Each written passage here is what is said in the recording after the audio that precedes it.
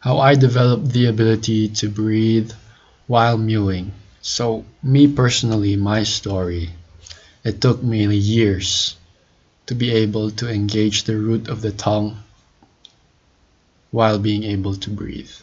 See, I started out, um, the way I did it was like when I mewed fully, not even engaging the soft palate, just like a little bit, I couldn't even breathe. So I went the route of like engaging my tongue and then disengaging to the extent that I can breathe, so I can do it continuously. So yeah, if I fully engage, I couldn't breathe, so I disengaged. I still couldn't breathe, I disengaged a bit, and then I could breathe. I held that, and then I held that for like a long time, and it took me years to be able to engage the very back third, like the root pressing against the soft palate, before I could even. Yeah, it took me years to actually still engage that, and years after for me to be able to breathe while engaging that. So it took me about, I don't know, 2 to 3 years to actually be able to engage the root of the tongue.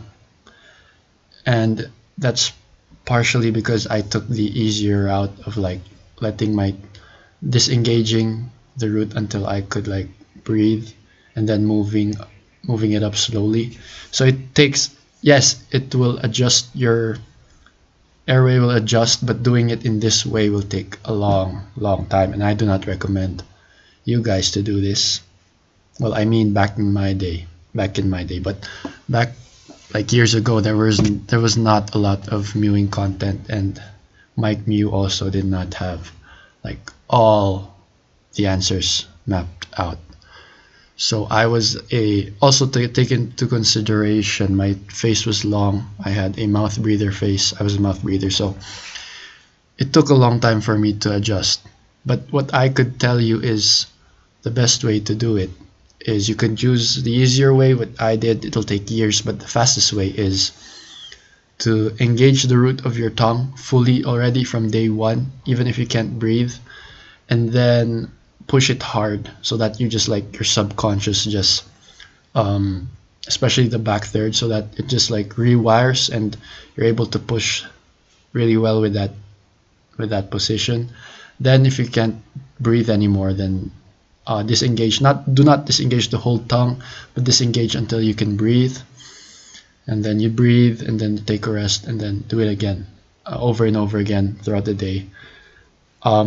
This is not what I did because I didn't know that you could do this, that I should do this, but I've read um, forum testimonies that this is the way they did it, and they got the airway adaptation faster than me. It took years for me personally. I think it took them months for like to be able to fully breathe while engaging the root of the tongue.